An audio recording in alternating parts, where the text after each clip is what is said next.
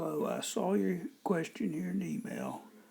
You're saying how do you calculate this? 12 factorial over 9 factorial times 12 minus 9 factorial.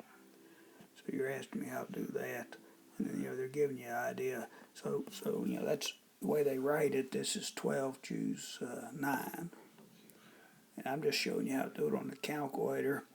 So what you got to do is you got to type 12 on the calculator first, then you hit the math button, you come over the probability, then choose number 3 here, which is NCR, and then hit enter, and then type the 9 in and hit enter, and it'll give you that number, 220. So again, how do you get this?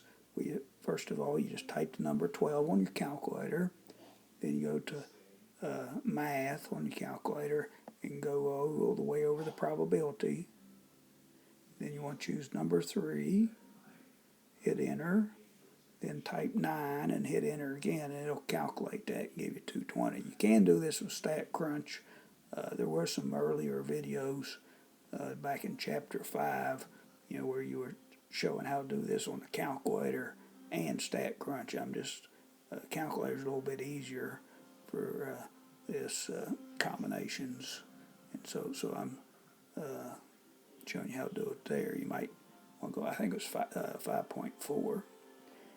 I may make another video suggesting.